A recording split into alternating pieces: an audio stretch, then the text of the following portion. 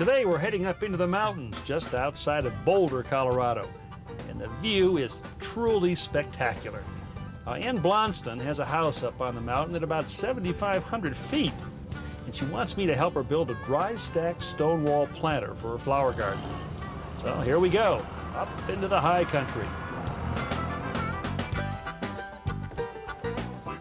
Hey, Anne. Hey, Ron, I heard you pull up. Oh, well, what a great place you've got here. Welcome to Boulder. Well, thanks very much. Let me show you the best part of this place. The best part? Yeah. There's more to come? Oh, yeah. Wow, look at this. Lucky you. Isn't it something? Now, this is what I imagined Colorado to be. There you go.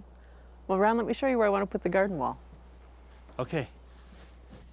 So I thought I'd like to put the garden bed over here because we have a short growing season. Okay, so you're getting plenty of sun here. Mm-hmm. Well, the rock got here all right. Yep. You know, the first thing I'd like to do is some layout work. Do you have a garden hose? It's right over here. Okay, let's grab that. So I'm going to lay this down. You just kind of arrange it there in whatever curved shape that you like. After Anne decides on the shape she wants, we use spray paint to mark the outline of the new wall. Now we can put the hose away. We'll need a flat surface or foundation for our wall. So Anne and I smooth out a strip about 12 inches wide inside the paint line. The good news is that the pallet of rock for our project was delivered close by. A good idea, by the way, if you're planning a project like this. The bad news is we still have to restack the stones next to our soon-to-be wall. This is very interesting stone. Is this local? Yeah, that's called Colorado sandstone, and it's quarried in Lyons, Colorado, about 30 miles north of here. I love the way the lichen is still on here. Isn't that nice? All right, I think we've got enough of these down right now.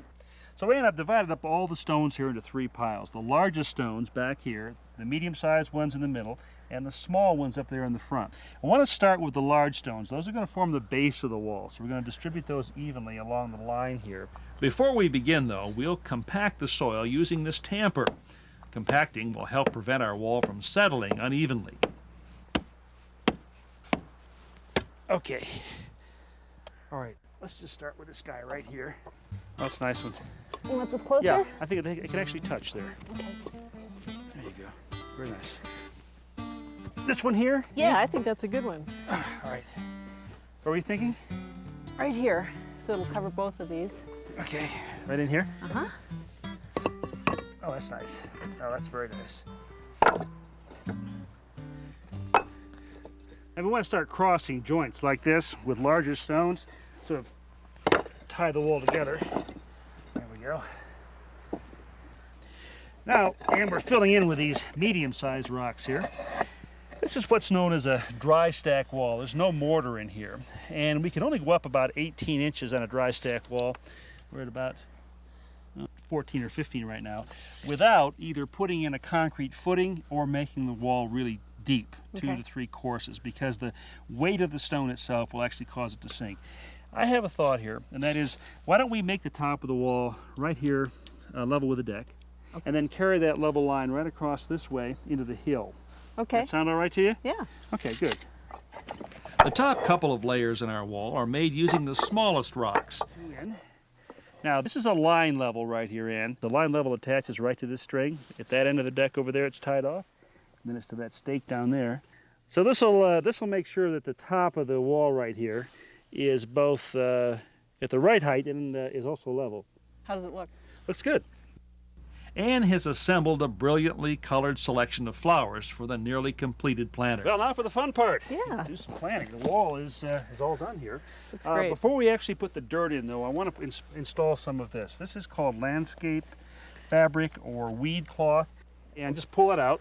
Okay. Just pull it out. Keep going. There you go. So the idea here, Anne, is that we want to put this on the back side of the wall.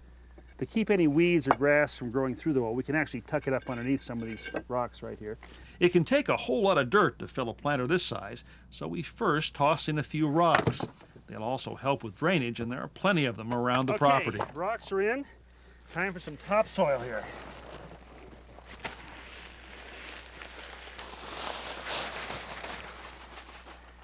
Well, Ann, this is your area of expertise. Tell me a little bit about the design here. We're just going to set these in first, right? For placement? We want to get an idea about the color distribution and the height distribution before we start planting, so we don't end up replanting things. Higher plants to the back?